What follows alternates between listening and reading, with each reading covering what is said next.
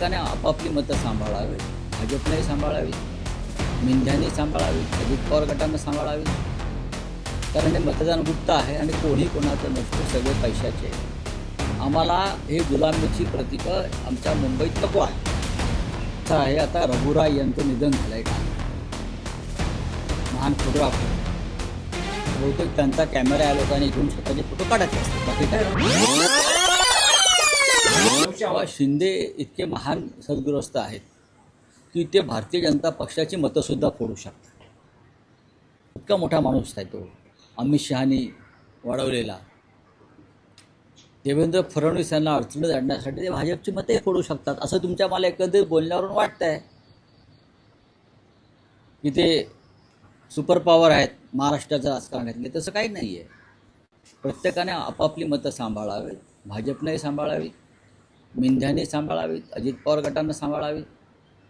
कारण हे मतदान गुप्त आहे आणि कोणी कोणाचं नसतो, सगळे पैशाचे आहेत. फडणवीस राज्याचे मुख्यमंत्री आहेत ना. बातमी काय आहे? फडणवीस आणि उद्धव ठाकरे भेटल्याची कुठे भेटले असं बातमी आहे? वर्षा किंवा अन्य ठिकाणी कुठेही मग भेटले खुलासा- कदाचित असं म्हटलं जातं. एखादा मोठा उद्योगपती काही मध्यस्थी नाही करतोय, असंही असं म्हटलं जातं. नाही. बघा, प्रश्न असा आहे की बातमी तुम्ही अशी दिलेली आहे की वर्षावर भेट झाली. वर्षाचे सध्याचे मालक कोण आहेत? फडणवीस. त्याने खुलासा केला. त्याने स्वतः खुलासा केला ना. मग अजून काय पाहिजे आपल्याला? असं आहे. आता रघुराय यांचं निधन झालं आहे काल, महान फोटोग्राफर. तर बहुतेक त्यांचा कॅमेरा या लोकांनी घेऊन स्वतःचे फोटो काढत असतील, बाकी काय. खरोखर गरज त्यांनी लक्ष नाही. घालावं. मंगल प्रभात लोढा यांनी त्यांचं जे ट्रम्प टॉवर आहे, ज्याने भारताला गुलाम केलं आहे, ट्रम्पनी भारताला गुलाम केला, हे तर मान्य करतात ना भाजपवाले.